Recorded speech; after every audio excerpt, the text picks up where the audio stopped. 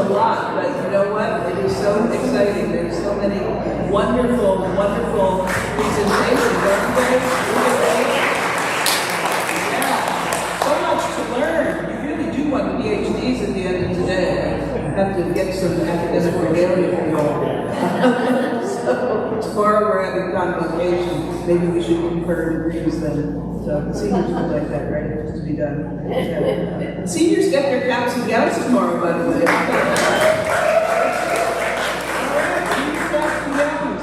Okay. Well, we know that folks are taking a little break, but they'll be coming back, and we want to get going because I am so excited for this next panel, including our friends from MedStar and also Children's National Hospital. And to moderate this panel, I am so pleased that our very own program director for the nursing program, Dr. Carrie O'Reilly, is going to be the moderator. So Dr. O'Reilly, take it away.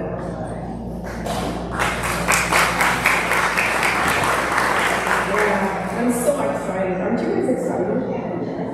So, I am, anyway. And I want to welcome our guests, and specifically to introduce them, I want to welcome 3 of our nursing students and a biochemistry major student. Rohana Robinson is a senior nursing student at Scholar. Millicent Okoro is a first-year nursing student. She's in the pre-nursing program here. And Florence Cherokee is a junior biochemistry major and a Catherine Johnson awardee.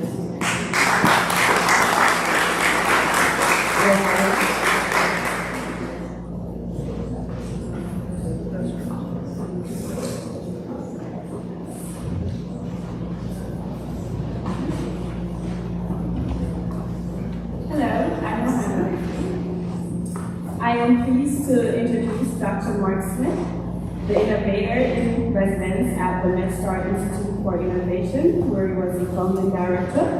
During his tenure, he helped transform the MedStar Institute for Innovation from a small part-time team into one of the largest and most diverse innovation centers in healthcare.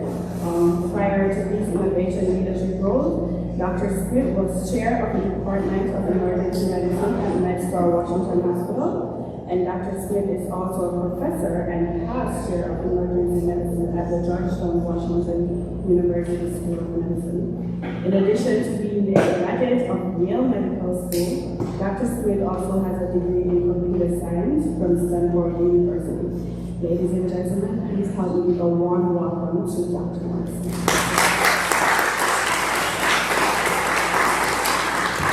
Thank you. Good afternoon, everyone. It's a total pleasure to be here.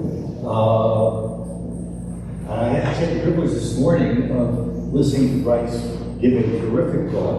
I hope you were there. And I'm going to cover some of the territory we did and some additional things. This is a rose, a picture of a rose, I should say, and it's a picture of a real rose, not an artificial rose. Now, how do I know that? Well, I took the picture from my garden, it smells, but how do you know that? You know that because I'm telling you that, and I could be not telling the truth. Well, what if I said to you, you know, I will accept the liability if I'm wrong. So you can go ahead and assume it's a real rose, and if it turns out that it's counterfeit, I'll take the liability. It's an interesting model for how we're going to have to navigate the world of fakes and deep fakes. My topic today is I'm going to do 2 things. I'm going to give you what I call a gentle introduction to AI, and we'll talk about its application in medicine and patient care. I'm going to give you one message. This is for the students. And I've heard it here before, which is this: you have the chance of a lifetime. You are present at the dawn of an incredible transformation. Bryce talked about, is it fire and electricity, as the CEO of Google said. I think, and the printing press.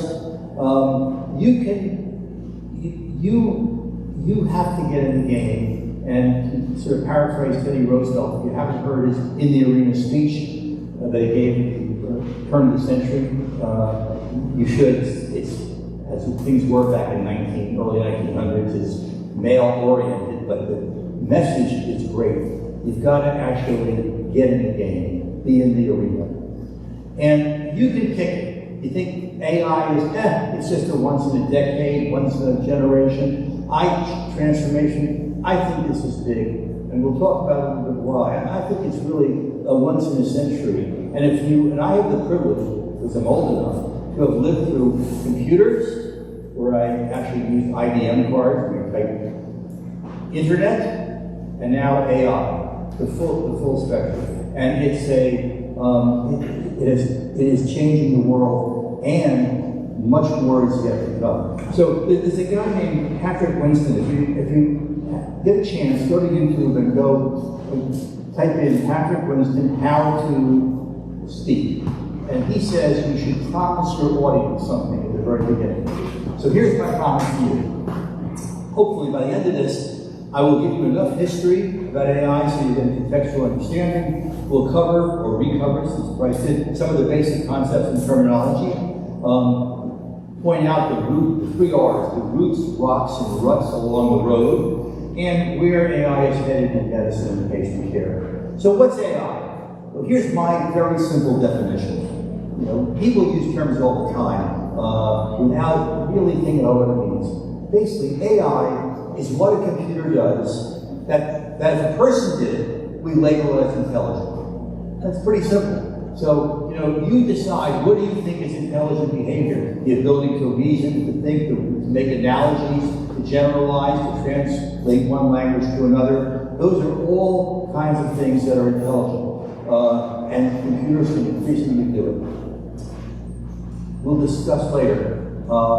Actually, I'm going to frame this presentation as 3 paradoxes. Paradox 1, AI is old, AI is new. Paradox 2, AI will save the world, AI will destroy the world. And 3, AI will become super intelligent, smarter than people. Or it's a stochastic paradox. Stochastic means random, and it's just parroting back what you put into it. Some of these both can be true. For others, they can't be true at the same time. A brief history of AI. So who's this? Anybody know? Excellent, because he is actually Alan Turing, one of the most genius people of the 20th century that nobody knows. He developed the theory of computation, which along with information theory are the 2 great unsung theories in science. He also, according to Winston Churchill, was responsible for saving 3-4 million lives because he decoded the Nazi Enigma, cryptogram machine that they were able to, the British were able to figure out where the U-boats were, the submarines, and he developed the eponymous Turing test, how to decide if the machine can think. He actually he died young. There's a lot of, and he committed suicide. He was persecuted by the British government because back in the early 50s he was gay and he had homosexual laws, and it's just a tragic story. And he is really one of my heroes. Okay, this question was asked to Bryce, and I'm going to give you the actual answer. Okay, where was the name artificial intelligence started? It was 1956. A group of about 12 mathematicians and got together in Dartmouth one summer, 2 months, and these were sort of the leading luminaries in the new field of computers and mathematics, and they were going to figure out how to build machines that think. And they thought it would be a wrap within 20 years. They were wrong. Big time wrong. This is the guy who invented the name artificial intelligence. That's John McCarthy, young, sort of high middle age and old. I put him up here because in the bio, I got out of college and didn't know what I wanted to do, and so I liked information. I had been in California, sort of like that place, there's some school out there called Stanford. Well, let me go try this new thing. And that was where he went, and he developed the artificial intelligence lab. So that's John McCarthy. The history of AI is said with reference to the Beatles. It's a long and winding road. So let me challenge you. I'm going to take 30 seconds. I'm going to give you a problem, and you figure out how would you approach it. All right? How would you approach building a machine that could make intelligent decisions? How do you approach, like playing a game of chess? What do you do? You're trying to build something that emulates the way people think and reason, because that's what artificial intelligence is. Well, you know, the natural tendency, I would have done this, is trying to figure out, well, what are the heuristics? What are the rules? How do the experts figure out what the next move is? And to try to program those rules in. And that was an approach for 30 or 40 years. It's called symbolic AI, expert systems, rules-based, very successful up to a point, but very brittle. And then somebody, actually a person realized even back then, he also died young, Frank Rosenblatt, you know, why try to emulate the way people think? Why not emulate the thing that does the thinking, the brain? And so that was the birth of eventually neural networks, which has now become the most powerful method of technology for artificial intelligence. So AI has been around for a long time. This is plain vanilla AI, good old-fashioned AI. It takes all these inputs and it does three things. It predicts. In healthcare, here's one. What's the chance this patient who gets discharged from the hospital will be readmitted in 30 days? It's a prediction. And it figures it out because you put in all the previous data, or it does classification or categorization. That's the next thing. Is this a cat or is this a dog in an image? Is this a nodule or is it a normal in a chest x-ray? And the third thing it does, this is good for research, it can find patterns and identify groups called clustering where the attributes of similarity were not known beforehand, like they are in classification and categorization. And that's really pretty much what we did. Okay.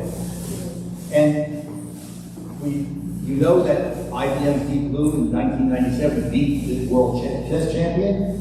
This is AI is called through games. Watson, IBM's Watson won the Jeopardy. And then in 2016, the game that people thought would never be solved, at least not for 20 or 30 years, it was beaten by Google's DeepMind, AlphaGo.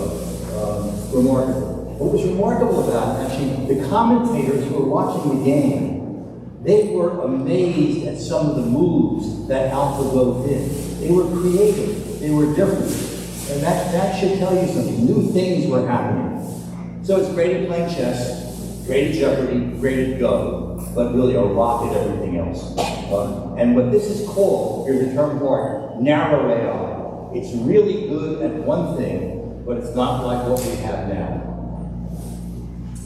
So, we're living with AI, right? All of us.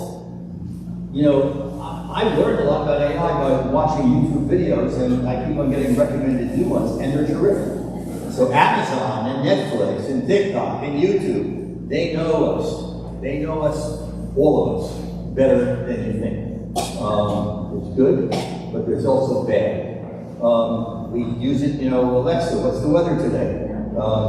People who drive over here with Waze, and those are all AI.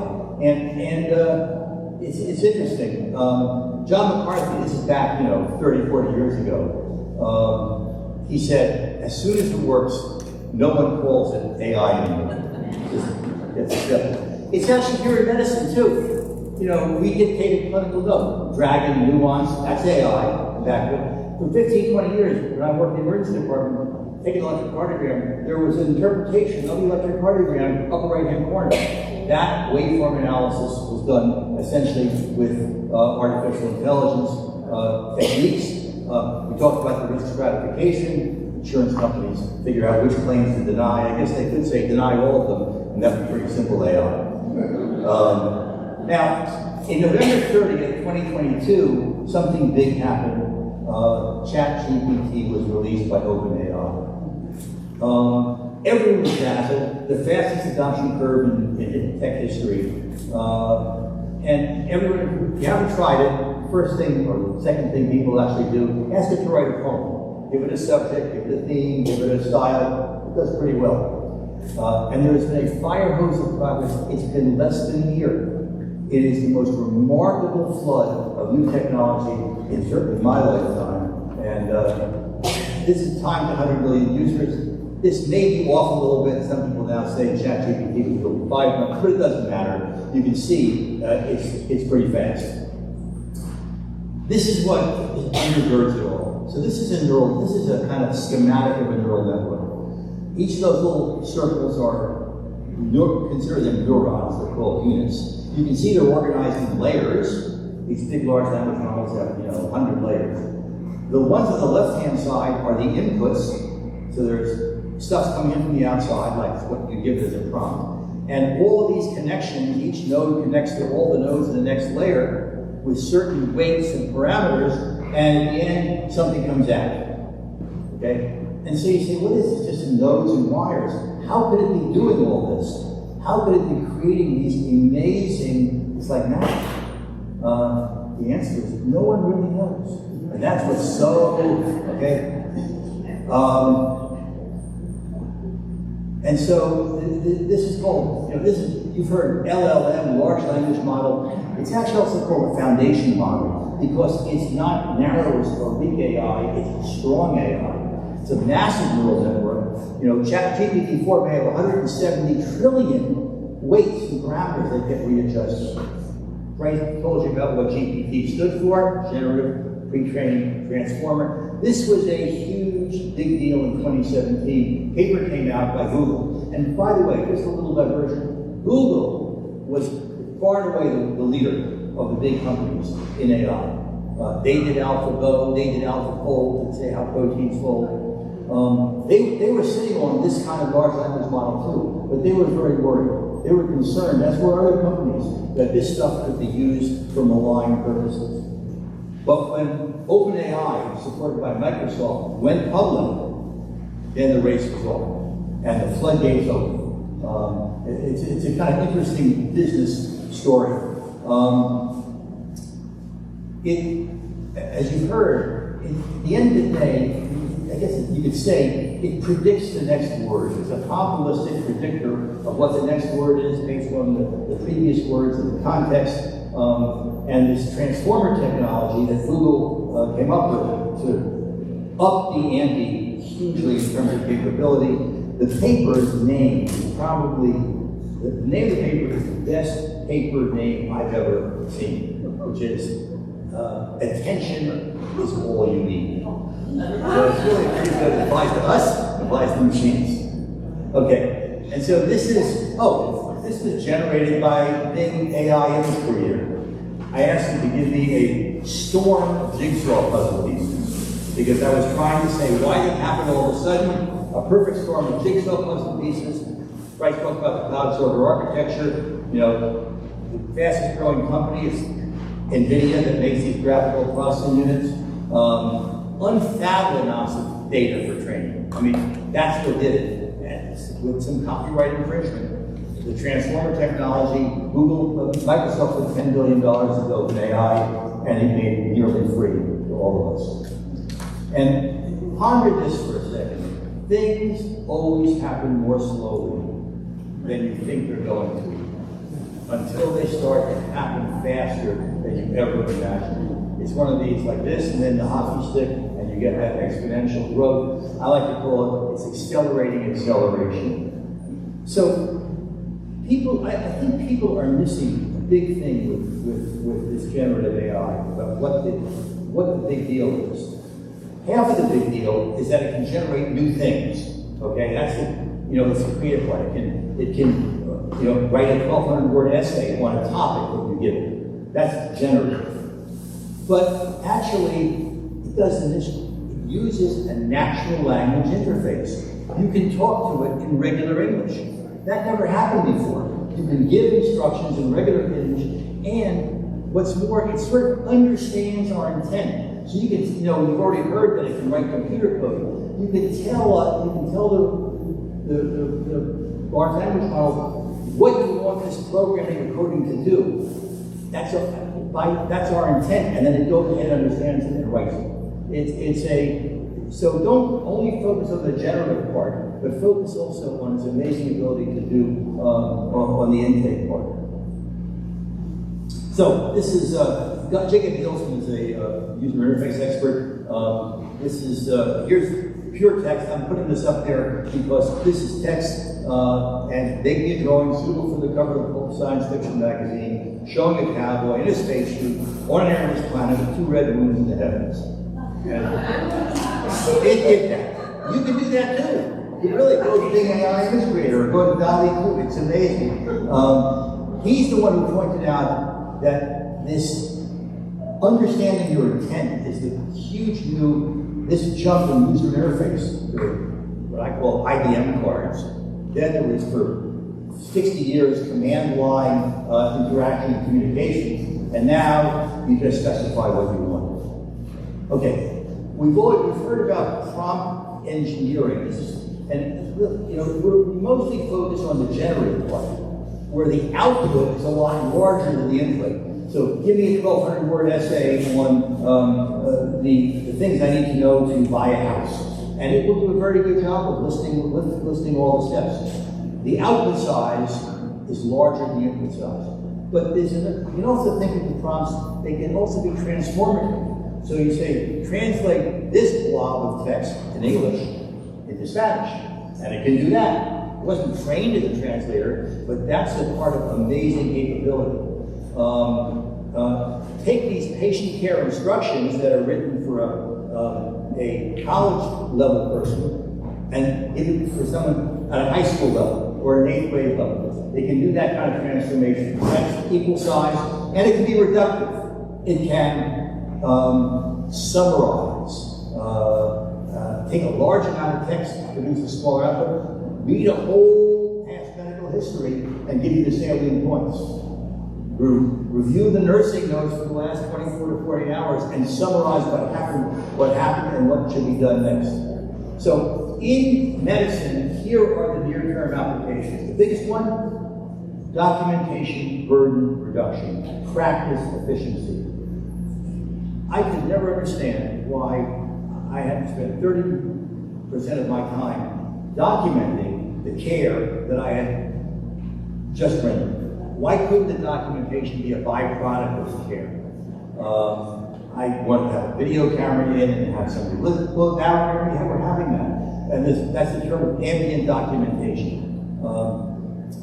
Huge advances in image interpretation. We just installed it at Washington Hospital Center. And this is a really interesting exercise. You could say, I'm only going to put AI in if it can completely read the X-ray or the CT scan, the MRI. That's not what this does. They follow the 80-20 rule. You get 80% of the value and 20% of the juice of the intervention. So where are we making errors? We're making errors on critical conditions that are time sensitive, like a pneumothorax, like a pulmonary embolus, like intracerebral bleeding. And what it does is it can pick those out, okay? Those are 9 cases, 9 types of conditions. And it can flag them for the radiologist, so that a human in the loop, and also push them to the top of the line. Okay, just that simple reordering of a workflow is amazing because you've now saved an hour or 2, and that matters in these cases. And I think we're going to get, and the third one is clinical co-piloting. My experience in the ER is 30% of the errors that are made are the simple things that everyone knows how to do are not done. And even if they're not done 1 out of 100 or 1 out of 500 cases, they're done. That's 100% for that patient. And we see so many patients, those errors happen. So it can tell me that patient you're about to discharge has a pulse of 120. Or the serum bicarbonate on the left test is 15, maybe 7. And so I think we're going to see a lot of partnership between the AI. That's a near-term application. On the horizon, it's hard to imagine, but scheduling optimization, huge advantages in clinical education. Everyone can have their own personal tutor, and we haven't yet talked about empowering the patient. We talked about what's good for nurses, what's good for physicians, what's good for workflow, but I do think this tool in the hands of the patients is going to be just a remarkably empowering. Now, I did say, I thought, you know, we're right in the middle of this. It's hard to know just how important it is and how big a change it is. So I asked ChatGPT to write a poem about it. And it did. I got a whole long poem. But I'm just going to give you 2 lines of it, because I think they're kind of cool. In the rush of life, we're swept away. Only in hindsight do we see life's sway. Not bad, huh? Okay. Let me just tell you, here's the thing, here's these, Bryce touched on this, and this is really important. You know, these things can look great, sort of off the shelf, but implementing them in real workflow, that's the hard part. We call it the last mile problem, the term of art in package delivery, in telecommunications, getting it into the home, making it work, integrating it into the existing workflow. It is harder than you think, it takes longer than you think. You got to make sure it's worth the squeeze. I'm going to quickly, I got 5 minutes. Good. So, paradox 2, AI, what is it? Right? It's okay, it's overrated. We're on the Gartner hype cycle, it's coming up, it's going to come down to earth, it'll help a little bit. No, AI will save the world, AI will destroy the world. So here's why AI will save the world. And if you get a chance, Google or Bing, Mark Andreessen, he invented Mosaic and Netscape, the browsers, he is head of Jason Horowitz, a venture capital firm. He wrote he's a techno-optimist, 5-page thing, why AI will save the world. That's the title of his book. You should read it. Because it's a way to make everything we care about better. And you could also argue, if we do nothing right now, the world is really doomed. We're leading towards disaster. AI is our only hope, but it's going to make things more efficient. We're going to boost the capabilities. We're going to increase productivity, discover new medicines, accelerate research. Every person's going to have 5 years to have an AI buddy. Every child a personal tutor. Now, pay attention. You get it. I don't know, the slide that Bryce showed on the 8 problems that AI can cause is really very powerful. And I have some of them here. You know, the collapse of trust, the deep fakes, we talked about that earlier in the day, the bias of algorithms. Here's something else you should read, you should watch, called The AI Dilemma. It's put out by 2 guys from Center for Humane Technology, Tristan Harris and Asa Raskin. And they talk about the race to the bottom of the brainstem. This is what's happened is we've had first contact with AI, social media, and it's got some good things, but it's had some disasters, okay? Because they are experts at curation. They take already existing content, they know what will appeal to you, and the more outrageous and the more salacious, the more you're going to consume it. They are fighting for your attention, and they are masters at it, real masters. The next phase is the generative part, and this comes from a guy named Yuval Harari with Sapiens and Homo Deus. It's not curation, it's creation, and they know how to become intimate with you. You watch the second is the AI Dilemma, and the Beyond the AI Dilemma, which is the second video in the series. It shows Snapchat. Everyone put out a thing, you're your AI buddy, and somebody emulated a 13-year-old and said, oh, I met a guy who's 18 years older than me, I really like him a lot. Oh, that's nice, make sure you're safe, and they proceeded here. You should read that. It's really pretty frightening. They know how to get you. They are masters at this. And then, on the existential side, AI is the only technology that has power and it has its own agency. It can decide to do things, like HAL in 2001. It's also self-replicating. We saw that in the kind of rewrite rules of the last speaker. It can prompt itself to create a faster, more powerful version. This whole notion of a recursive cycle. Jeffrey Hinton, the godfather of AI, the guy who essentially one of the 2 or 3 people who invented this whole thing. And can they think? This is my stochastic paradigm.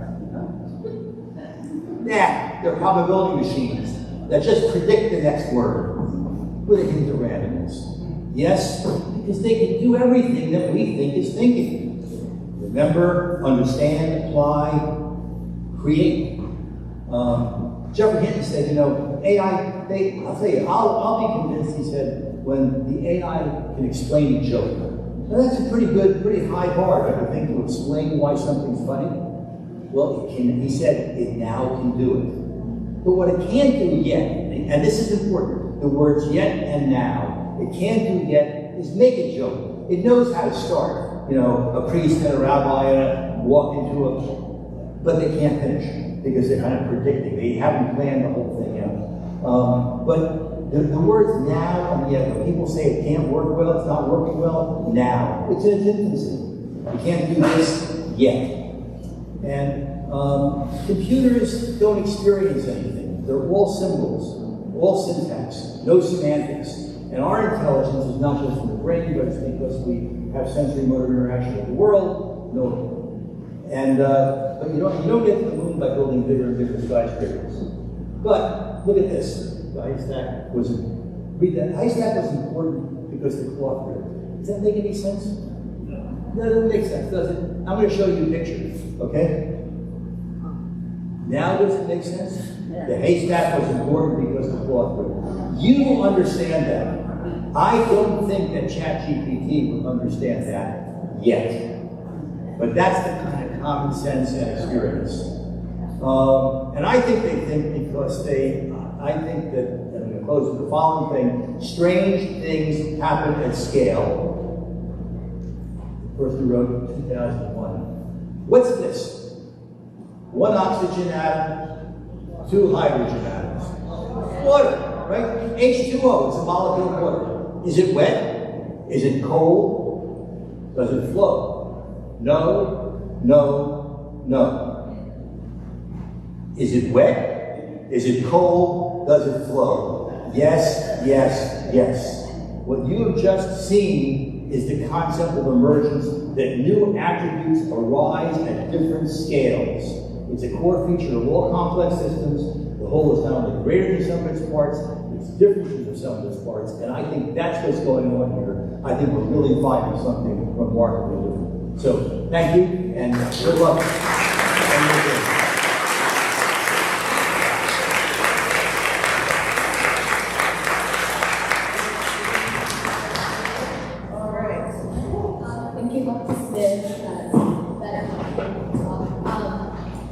Now, it is an honor for me to introduce Dr.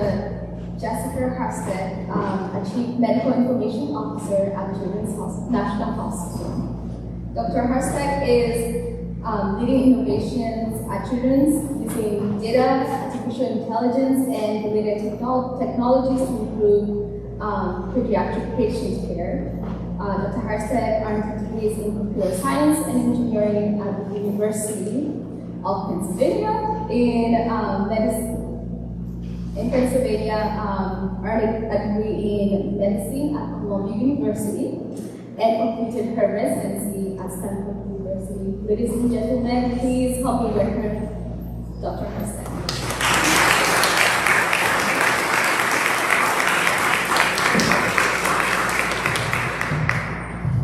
Thank you so much. So I'm going to pick up on some of the things that Dr. Smith was talking about and drill a little deeper into what we're doing at Children's today and what I'm most excited about in this field, because we are in a high field, and I'll talk a little about that and try to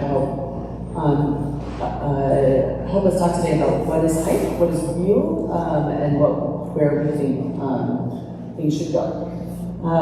So this is a real hospital. This is exactly what care looks like in any pediatric hospital.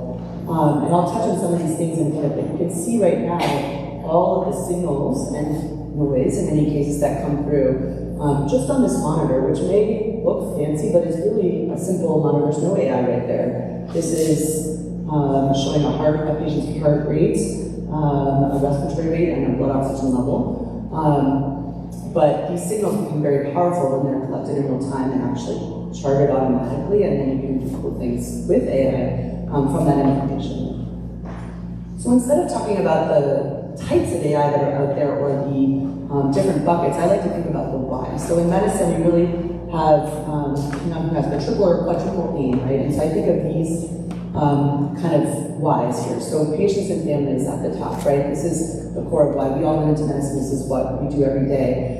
And when you think about patients and families, we're talking about quality of care, patient safety, which despite many decades of effort is still a huge issue in healthcare today, health equity, and patient experience, which is actually directly related to safety and quality. You can also take the view of healthcare professionals, right? There's a lot of interest by all of us, myself included, to address staffing shortages, to address documentation burden, to address burnout. And this is not just for fear of having healthcare professionals quit and go do something better. This is a safety issue for healthcare professionals too, right? We have very high suicide rates in our field. This is a safety issue for us just as much as it is for patients. And then you have healthcare systems. There's a ton of interest and low-hanging fruit to benefit hospitals, hospital budgets, to benefit payers, insurance companies. So I think it's really important that we always think about different projects and priorities from the lens of where can we find win-wins, right? You can do some things in one of these circles that has either no impact on another circle or maybe even an adverse impact on one of the other circles. And so we're trying to identify priorities that actually can be win-win, or ideally win-win-win, right? Something that helps all of these circles and try to aim for that middle of the Venn diagram. So this is the aforementioned Gartner hype cycle. So in technology and IT, this is something that comes out every year. They kind of do, this is just like a company, they try to do this attempt to predict, right, what's hot right now and where it is on this curve. And so if you look at the bottom, you can sort of see the trigger phase, this first stage where things are just emerging, just coming into the collective consciousness of the public. The peak of inflated expectations. You see generative AI right there at the top. Then you have this quick downward slide into the trough of disillusionment.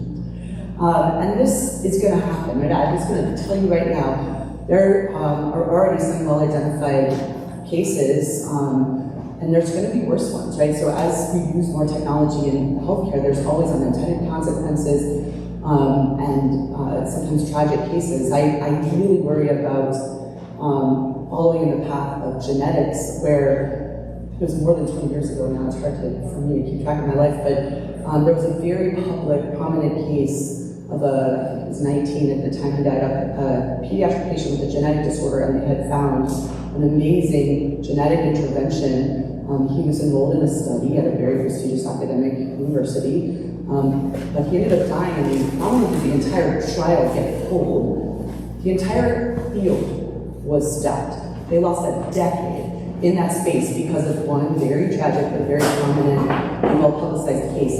And I really fear that's going to happen with AI in medicine, because all it takes is one bad headline, right? And I don't want that to be one of my kids. I don't want that to be a patient at Children's National. But I have no doubt that there will be unintended consequences as we implement these technologies. Where I have hope is these plateaus, right? Because you have to remember what healthcare is like today. There are bad things that happen every day in healthcare right now, right? Some medical and some due to system errors, personal errors. It's really hard in real life to make everything work perfectly all the time, right? So that doesn't mean we shouldn't use the tools and improve them. And then there's, eventually with any technology, right, it sort of becomes a status quo. It gets to a steady state where it may not be called AI anymore because it's working well for us, right? The other thing I like to look at is the number of publications that come out on topics. So this is the graph of publications for artificial intelligence in PubMed. For the students, if you don't know PubMed, you will. This is a federally sponsored library of essentially all academic articles, and you can see the big jump. Many years of, the first publication of this term was 61, so about 2 years after the Dartmouth conference. But very low levels of publications until not very long ago. And you can see right here, 2022, 2023, 2024, things are jumping up. So, of course, 2023 is not quite, it's going to keep rising at this rate. And I think this is actually part of the hype cycle, right? What editors of journals are interested in publishing, but also what we as academic researchers are interested in getting into conferences and getting into journals follows a bit of a hype cycle too.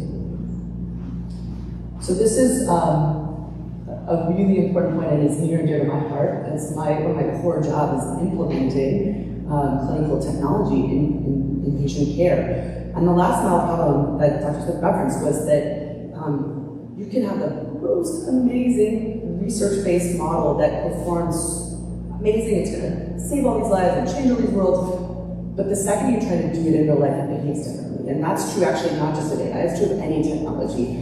Then for demos, amazing stuff, try to implement it in your hospital and it takes way longer, for way more than expected money, way more effort, and almost never goes as expected. So it's just a really challenging part. There's a few specific points though here that I think are really important to understand.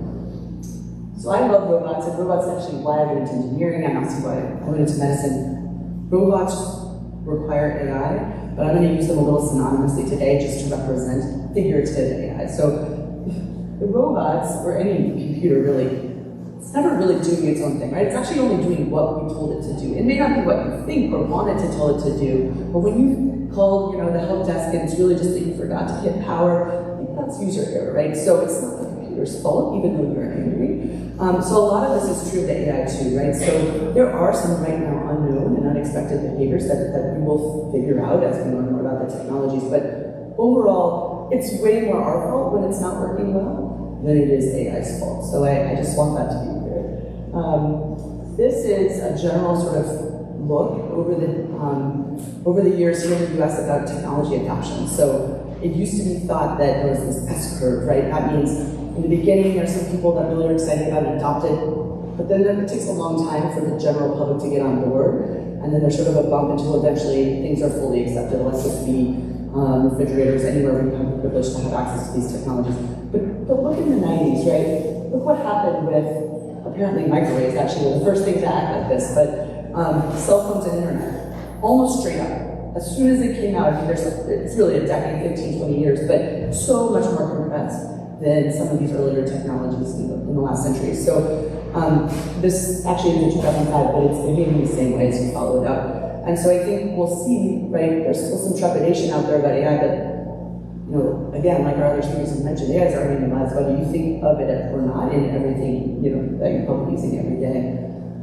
And this represents at the organizational, at the hospital level, or even individual level, human behavior about trusting technology, right? So we always think about the innovators, the inventors, the early adopters. Most people fall in the middle of this bell curve, right? They are a little interested, but they want to wait and see, is it going to work well? Is my doctor going to, let's do something that's very well tested and has FDA approval, let's wait a few years. And then there's some people who kind of never want to adopt it, right? They want to document in the hospital on pencil and paper, and they can never interact with electronics again and be happy. And so it's really important when we think about where to jump in with AI, right? We try to time this, right, as an organization. We want to be early and mess something up and get that bad headline. We also don't want to be last, right? We want to be out there reading and innovating and providing the best care to our patients and families that we can. This is a really critical point. This is what I mean when I say it's not the robot's fault, right? This is one of the biggest challenges that we see with implementing AI in medicine. Our data that the AI is going to use is almost entirely in the electronic health records. That's what it has to learn from, that's what it has to be trained on. Guess what? That data is not very good. And that's not intentional, it's not because we're bad doctors and nurses. We have really poorly designed systems in those cases, and it's really, really burdensome to capture every iota of data that you might want to feed an AI model. But you have real life doctors and nurses taking care of patients and families every day, and they just can't do it, right? So you can put, again, the most amazing research into clinical practice, and it can be completely useless or worse, even harmful because of this problem. So this is going to be a huge problem and a huge thing we all have to grapple with in the coming years. These are just the most common barriers to using this kind of technology, right? There's in healthcare, medical legal risk, right? Our legal department, I'm worried, right? All legal departments tend to be very conservative because that's their job. We don't want to cause harm. But I always try to push us to think about the denominator too, right? What harm are we causing right now by not acting or by not trying things new ways? And we always forget about that side of the equation when people just think about, well, what new harm is going to happen from the AI, right? You have to think about all the harm that already exists in our system today. Time and money, always a barrier, especially in pediatrics, right? Just gonna lay that out there. And then again, you need clinicians to work on this technology to make it work in real life. But guess what clinicians are busy and passionate doing? Taking care of patients, right? So almost everyone, myself included on my team, is part-time. They do informatics a little bit over here, they do clinical over here, they have some other duties that they have to do in the hospital. So it's hard to have a whole great interdisciplinary team that only job is to like focus on optimizing one thing, right? That's not real life. So these are all the sort of biggest barriers to that last mile problem. So I'm going to go through some examples in each of these buckets just to give you a sense of what sort of is out there, what's being talked about in the technology and health informatics circles. So for patients and families, just touch on two examples. So ChatGPT versus Dr. Google, right? So will this help, right? Is it different? Probably a lot of you have tried this already, myself included. And on the one hand, I heard actually at a different AI conference recently this really compelling story of a specialist saying, they have this 9-year-old, an undiagnosed condition. All his life, his parents have been going from organization to organization all over the country, trying to make all the specialists figure out what's going on with him. And he had, 3 prominent symptoms, and so this person was describing putting that triad, we call it a group of 3 things, seemingly unrelated, into ChatGPT. And ChatGPT spat out this name of a rare syndrome. 200 people in the world have it, and all of a sudden practice is world wide open, right? This, even if it's something that they don't have diagnosis or treatment for, they have social networks, they have connections, they have validation that they always knew something was wrong, and now at least we know what it is. Hugely powerful. But here's the thing, if you put those same 3 words in Google, it's the first hit there too, right? So in a lot of ways, ChatGPT for this use, it's just fancier Google, right? It has full sentences, that's nice. You can ask it questions instead of type the right keywords, but it has the same downsides and uses as Google does today, right? As any search engine. It can be messed with, right? The Google hits are optimized depending on who's sponsoring ads. And ChatGPT results can be messed with too on the back end, right? So it's really going to be a huge challenge. Bias and misinformation, huge issues in the internet, and ChatGPT is not going to be immune to that, right? So yes, this is nicer to interact with, it'll be helpful, and believe me, it's already in use, but pediatrics misinformation, especially in all areas of medicine, it's just going to be a huge ongoing issue. There was a really prominent early example a couple of months ago about an early chatbot. It was publicly available from a well-known eating disorders entity, and was working really great to support families and patients for a little while. And then finally, it changed, and someone entered something and realized that it was giving information that was medically sound for healthy patients without an eating disorder, but not for someone with an eating disorder. And it turned out that unbeknownst to this organization, the language in their contract with the vendor of this chatbot had allowed them to expose it to the internet. So it initially was trained on their own medically sound materials. So it was getting good advice. But it was eventually opened up to the internet, and then it started getting answers from other locations and giving not only wrong but dangerous information. And so it was cool. They had to take the whole tool down. And this is not going to be the last time we hear about cases like this, right? That's how the garbage in, garbage out, right? Like whatever information is going into the tool, it's going to affect what it's doing. This is probably the lowest hanging fruit and one of the most powerful effects I think that we're going to see. It's just the ability to have access to real-time language translation, both in terms of the actual language that a document in the hospital or that my interaction with the patient is. It's incredibly burdensome right now to find a good interpreter, whether I'm using technology or a human. But I think this is very close to being available and being made available widely. But also in health literacy, right? So translating, we spend the first years in medical school teaching students to speak medical lingo, and then we spend the next many years teaching them to talk to humans again, right? So to talk to non-doctors and non-medical professionals. So I think that is one of those areas that can be win-win for staff burden and for patient care. Is I can write a little medical note in all my abbreviations and it'll take me 2 seconds, but I can also get a great worded at the right literacy in the right language document version of that for my patients and families. This is an active area right now that a lot of hospitals are partnering with their EMR vendors to just draft portal messages, right? Portal is a way that most people exchange information with their doctors, but it's actually a huge time suck for the doctors, right? Would you rather them see you on time in the office or be on their computer answering the questions when you're not there, right? That's a really big challenge. We haven't actually solved for yet. It was just given to the doctors and nurses that work in clinics every day to take on that work. And now, these tools exist. They produce really nice, empathetic, pretty good answers, but it's not sent automatically to the patient. It just drops it, right? And means the provider or the nurse in the clinic are signing off on it. So it's safe as we can be. So this is real, and this is going to be a huge relief to a lot of providers.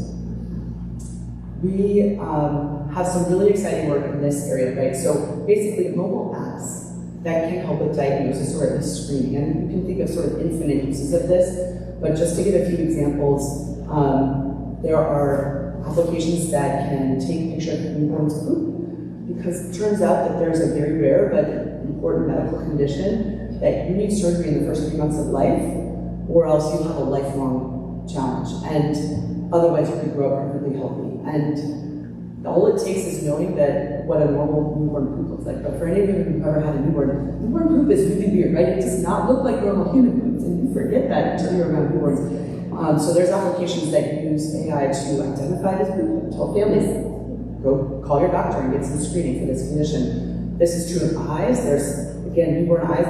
Babies can lose vision if these aren't caught quickly, but if they get an intervention in the first few months of life, they have normal vision the rest of their life. So these kind of tools are actually really important and empowering to give to families. And if you think about the impact in low resource settings, whether you're talking about rural America, urban America, or Washington, D.C., or around the world, mobile phones are now becoming more and more ubiquitous around the world. And so facial recognition is another area in rare diseases and pediatrics, right? That's huge. Can provide diagnosis of hundreds of genetic conditions just by taking selfies, essentially. So these are really powerful tools that already exist today. This was one that Children's developed a couple of years back, but there's a whole world of applications, and these will continue to get developed.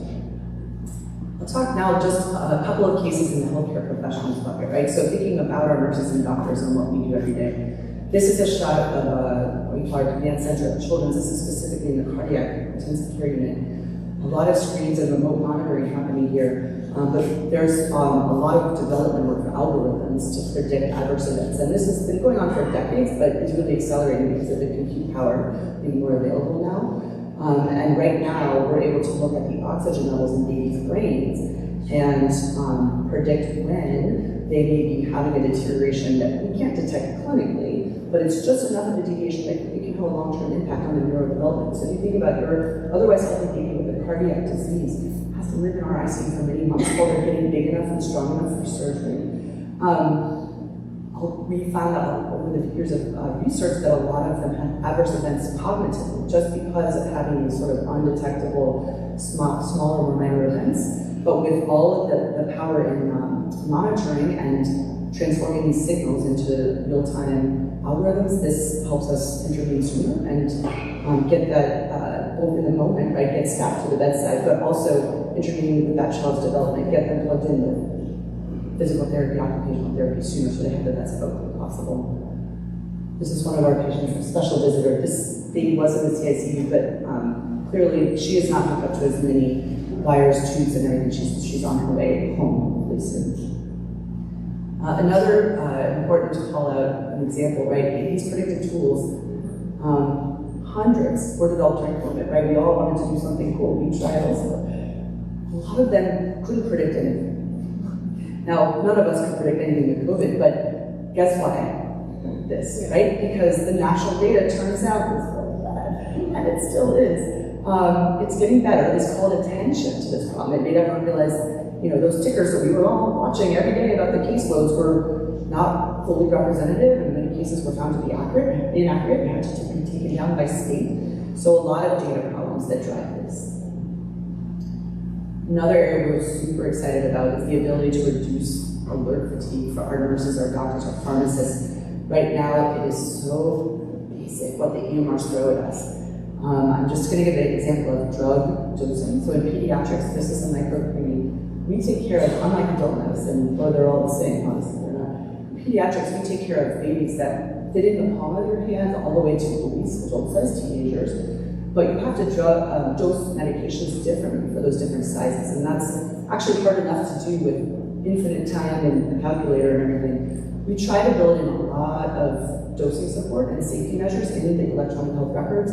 They're still very imperfect, and every organization in this country complains about the alerts. They're simplistic, they interrupt you, and 9 times out of 10, they're just not right. I'm doing something that's outside of some range, but it's actually quite normal for me, for my patient. It's what they need. So you have to override, but guess what? Then I'm going to accidentally override the one that was catching a real case, right? So this is a huge issue, and this is where I think that one of our earlier uses of language models is going to help, because it's able to actually not just look at the line item in a spreadsheet. It's outside of this dose alert. It's actually able to look at, has this patient ever had this medication before? And if so, what dose? Have patients like this patient ever had this dose before? Has this prescriber, is it a first-year intern? Or is it a world-famous leptologist who always prescribes these very crazy weird doses?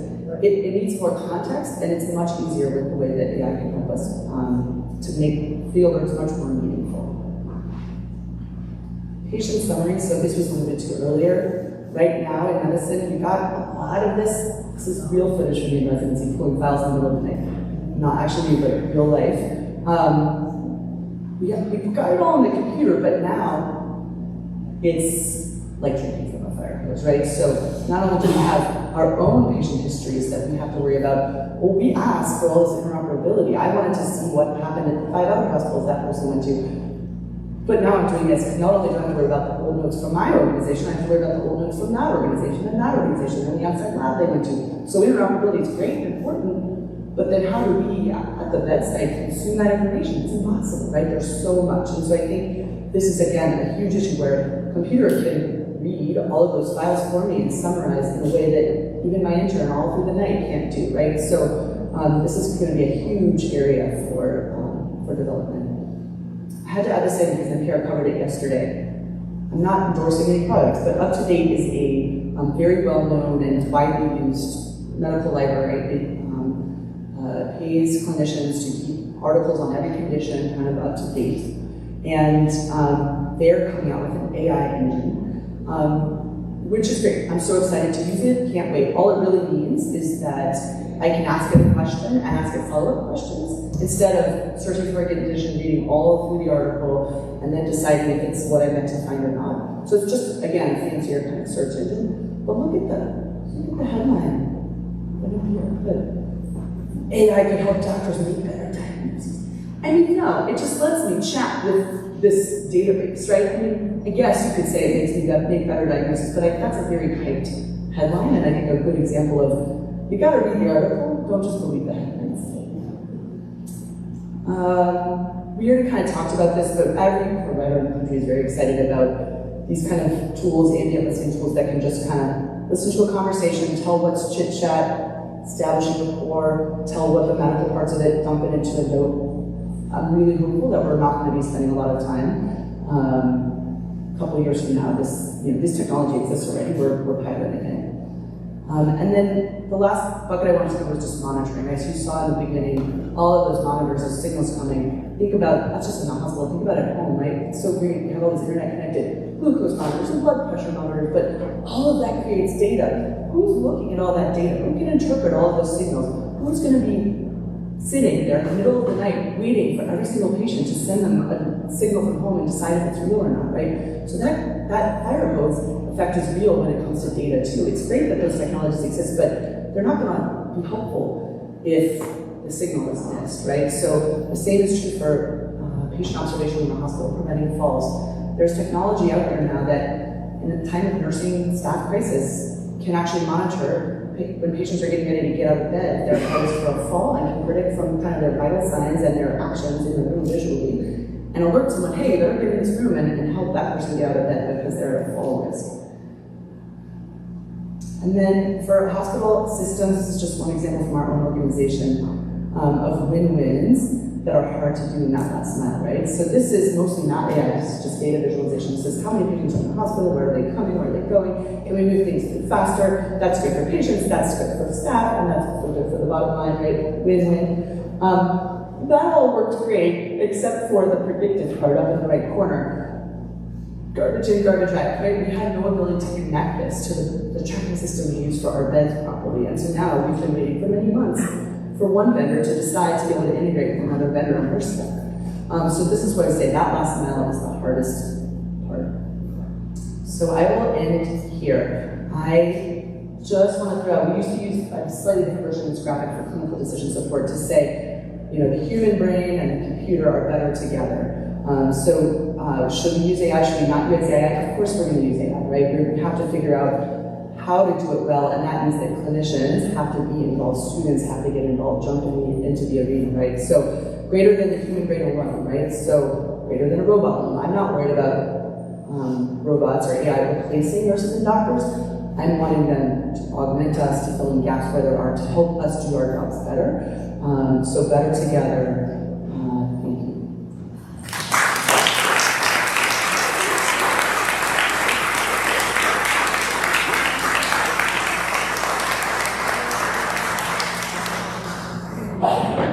you.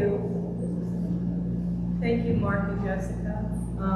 I so appreciate you sharing your knowledge and your passion with us. We would like to open the floor for questions and answers now, and I would like Millicent to go ahead and ask the first question.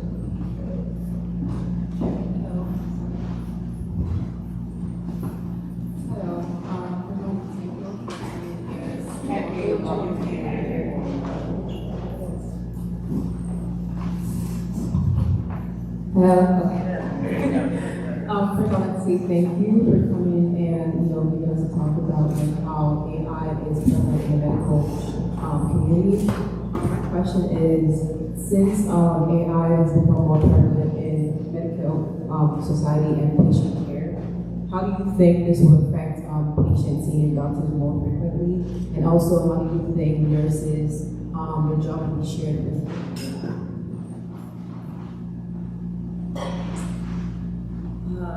So on the first part of that question, is this also still not working? Just have to get really on it.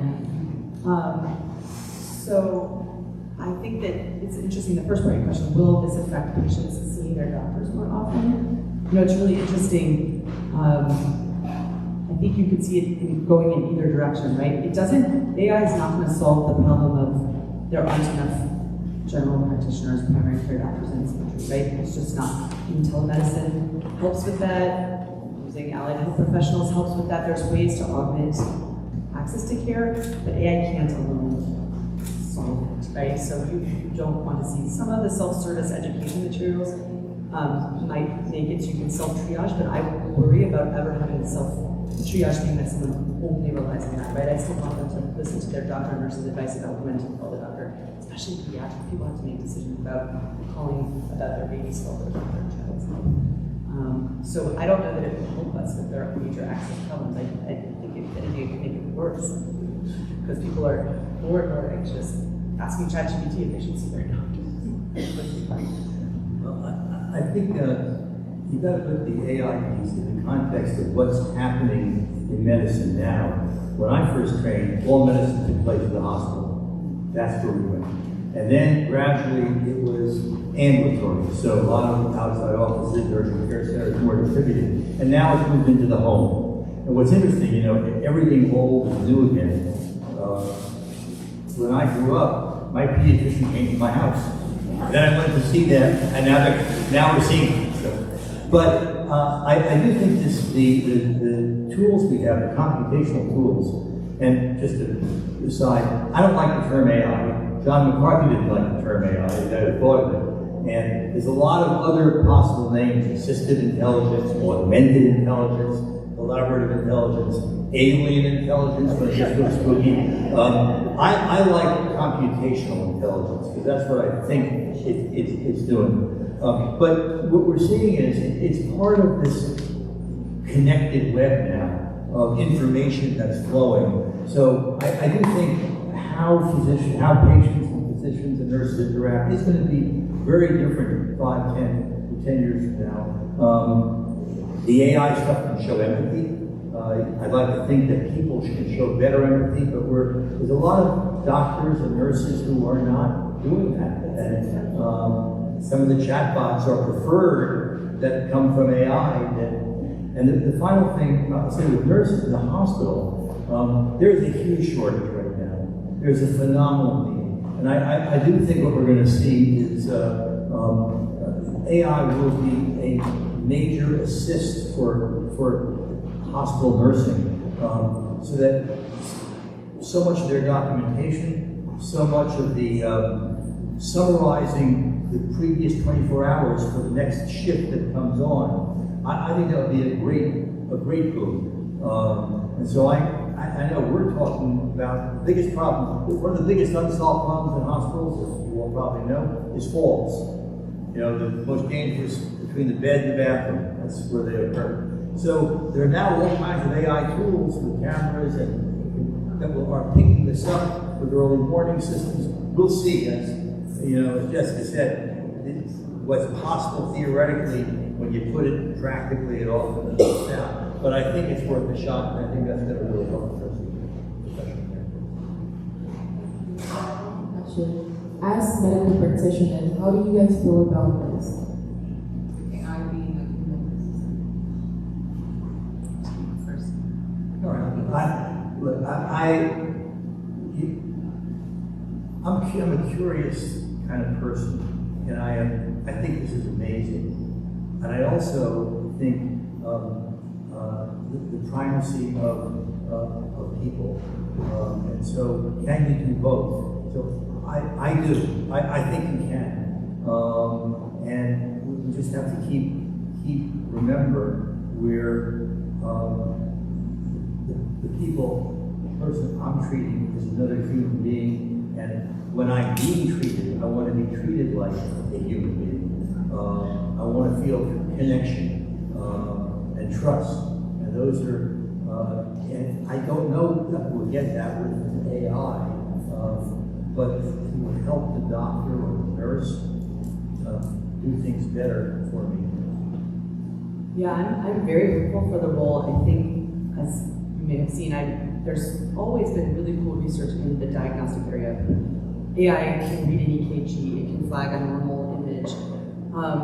But I hear a lot of specialists and radiologists who say, well, I don't want to just read the complex hard ones and have AI do the easy ones, because that's how I pace myself cognitively, right? They can't just sit there and do the really, really intense ones all the time, the emergency ones. They actually have a cadence to saying normal, normal, normal, not normal, normal, right? So, you know, the implementation of the otherwise great technology can be hard to do right in real life. I think that, to me, the most amazing technologies will be the ones that change the way we interact with data, with the electronic health record. I mean, my whole field exists only because the electronic health records are so bad. We're constantly trying to improve it and move this to the left and change the color of this, but like the whole thing is really just spreadsheets. I mean, they're like fancy spreadsheets and you can graph a few things, but it's still just a very old-fashioned. It was directly based on the way we looked at nursing documentation from overnight. We spread open a piece of paper like this that was a spreadsheet on paper, right? So I think that it is going to be amazing to see in the next couple of years the tools that do come out, some of them from the EMR vendors themselves, because they're all doing work in this space, but probably more from third-party startups and big tech companies like Microsoft was mentioned earlier, who are going to make tools that help us view and understand that data in a much more realistic way than what we're being given right now, but also help us contribute data in a much cleaner and more accurate way than we do right now. So I think that in and out, that garbage out pump is going to get better as we give our nurses and doctors better ways to both consume and create that data. So it's sort of can be a virtuous cycle if we do it right. I remember I was visiting a friend in a hospital 4 or 5 years ago. I stepped out in the hall and looked down at the nursing station, and there were 3 nurses sitting all next to each other, all on the computer. And I thought, uh-oh, this is modern nursing. Shouldn't be. So I think we can judge the benefit of this in the long term. How much of a clinician's, nurse physician's time is spent with the patient, how much is spent away from the patient. It's a very simple metric. I'd like to think it's going to tilt it back towards the human. But also, I don't mean to interrupt, but it's right there when we go to the doctor's appointment. I just whispered to my friend, I hope you didn't hear me. Well, you know, I wasn't wanting to listen to you, but I just said to her, we go to the appointment. Fortunately, I only have to go once a year for my regular, and she spends 90% of the time in front of the computer. She's wonderful. And she knows me. Yes, and she's going at it, and meanwhile, she's asking me all these questions. I'm not joking you. I don't want to get graphic, but she never looks at my throat, and she never looks at my ears. She always listens to my heart. But nobody looks in your ears or your throat anymore. It's true. You know, a couple of weeks ago, when I just left there, they used to say, go, ah. She looks at this, and then I haven't gone to the ear, nose, and throat doctor to have her clean out my ear. So that's it. All right, She says all the time, good ear. So just what you were talking about. And we hate it as much as you do, right? Especially in pediatrics, we don't want the computer between us and our patients. We all want to the field, take care directly for our patients. I'm hopeful that this concept of ambient documentation, where the computer is listening to the interaction of patient, family, and physician and nurse, will synthesize the note, and they will not be looking at the computer typing. That's where we're headed. That's where we're headed. There's a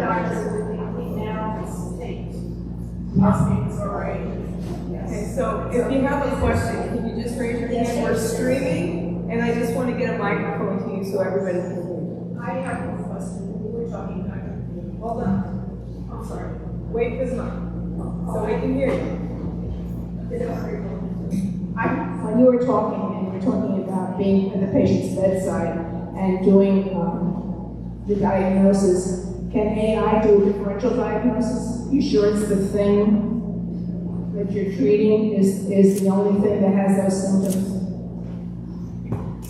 It absolutely does. It does generate differential diagnoses. But the question is, does it help in any way from the resources we already have? Right? We already have technology that can spit in symptoms and spit out a list of diagnoses. But how do you use clinical judgment to pick which one is the right one, or the most likely one, or the most dangerous one, right? That still requires some cognitive medical judgment, right? Hi, yeah, I have a question. And it kind of stems from an anecdote of watching my grandma's health journey. And over time, she's diabetic, she's been getting older, and was on a cocktail of like 13 different medicines every single day, with just the medical model continuing to chase symptoms. And when one doctor finally took a step back and looked at the whole issue, she was able to switch one medicine and get off of 9. So I'm wondering how you think AI is going to impact problems like that. Yeah, that's a great idea. Take this polypharmacy is what the term is. You know, people they just keep on adding and adding and adding. Is to take those lists, plug it into an AI, and see if it can do an analysis and say, makes no sense. So I'm actually hopeful. That's a really good application. We should try it. We haven't spoken today, as AI is a global phenomenon, so I'm wondering when you consider the medical application worldwide and the input of information in developing countries, how is this all being computed? It's a really important question, and I think there's two ways I think about that. One is always if you're with any technology, not just AI, that we're actually widening a digital divide, right, or widening health inequities, again, nationally and globally, right, by implementing things that are very resource intensive. They don't only require a ton of money and time and expertise to get it going, but to keep it going, right? That's one of the problems with any technology, including AI, is you need to actually maintain it too, so you can't just even go there on a mission and drop it off, right? So on the one hand, that is a top of mind concern, I think. On the other hand, it can be really liberating, just the way that cell phones and the internet actually have. Yes, there was lag, right, in access, but they're also life-changing technologies already today in many countries around the world by virtue of being a relatively cheap mobile device as opposed to a big computer server, right? And so that access to data to mobile applications, for example, is something that can actually level the playing field for global, and actually helps with research too, recruiting patients from diverse backgrounds all over the world, right, in different countries and different settings to make research findings more generalizable to populations. One of the things that came out of COVID was the recognition of the power of the telehealth, of remote diagnoses. You know, right now, 80% of our psychiatric, 90% of our psychiatric consultations are done remote telehealth. And so when you have scarce resources, you actually, the physician doesn't have to go around from place to place to place. And it's actually a very, the technology is very effective, and you can actually feel intimately connected to the provider with a good telehealth connection.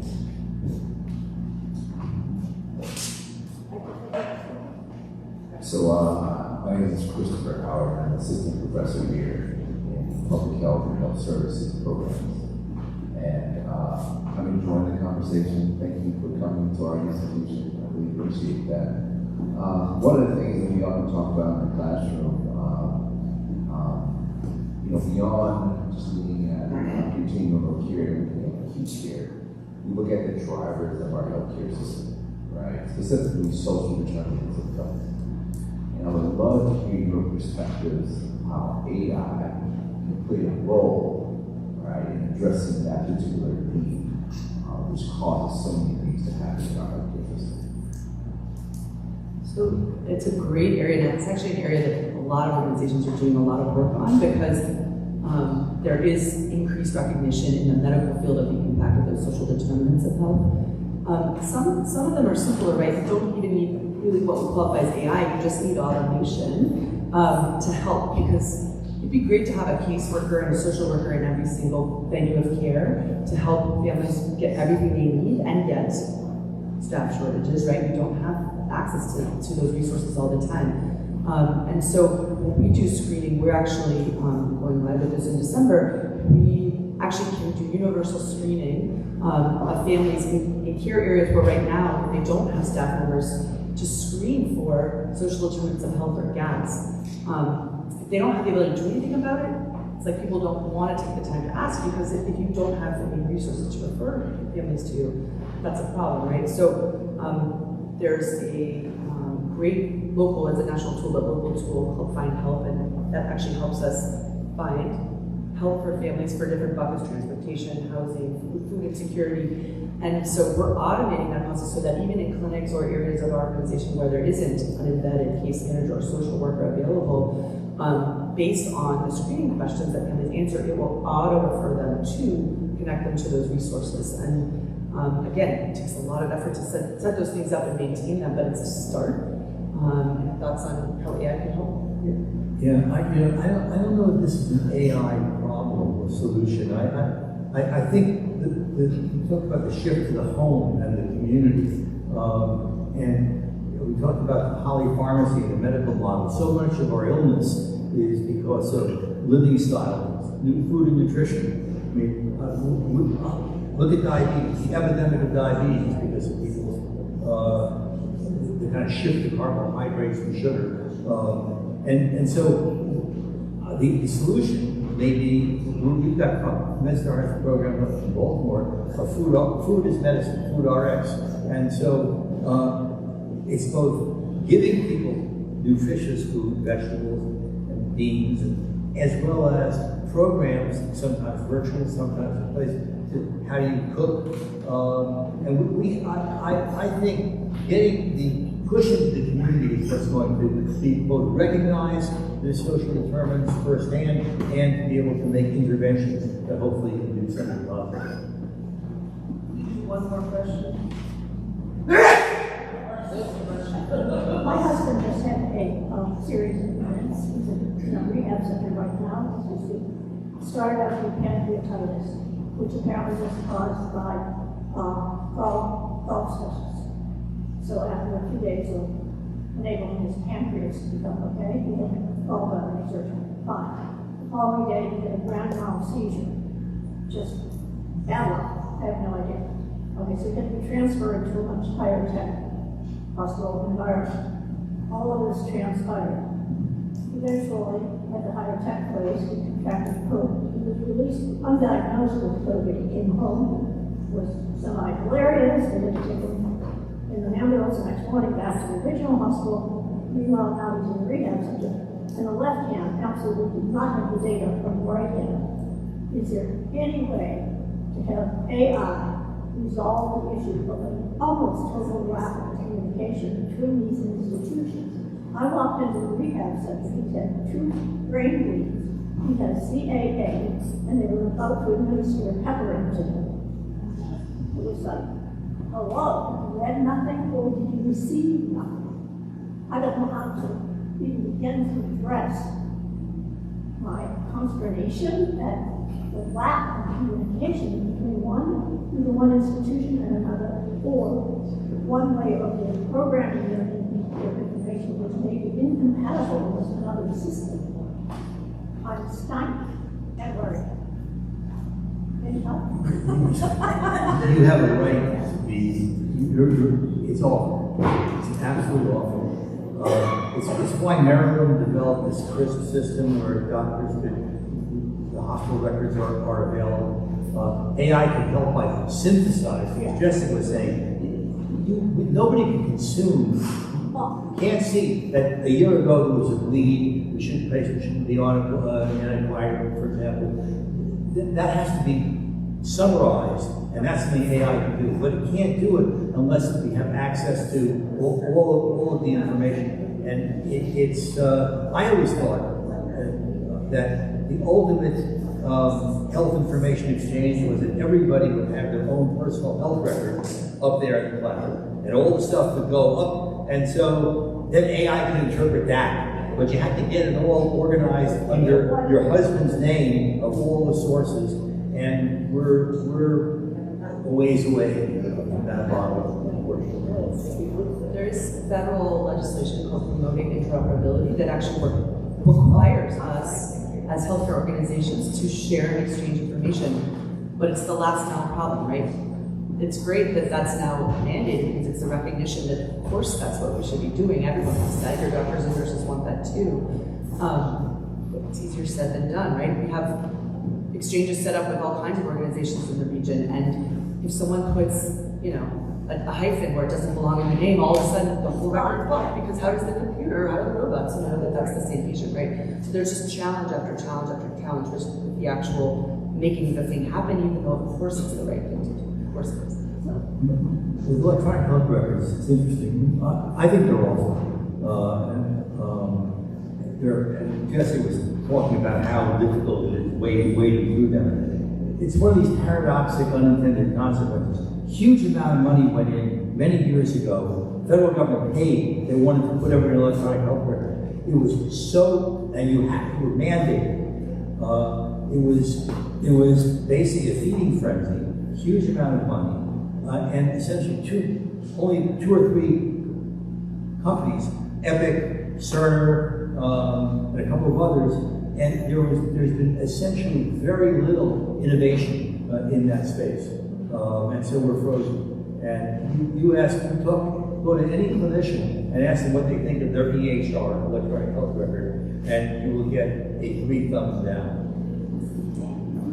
Well, listen, we could go on with this conversation, so here's what I want to do. I first of all want to thank Dr. Mark and Dr. Jess. Thank you so much. And I want to thank our students for being with us and introducing and asking questions. Thank you. Thank you, Dr. Carrie, for moderating. And I want to suggest if you want to continue the conversation, I'm sure our guests will stay for a few minutes to talk to you after. We'd like to take a 15-minute break now because we have to set up for our 4 o'clock program. We're going to go from healthcare to self-driving cars.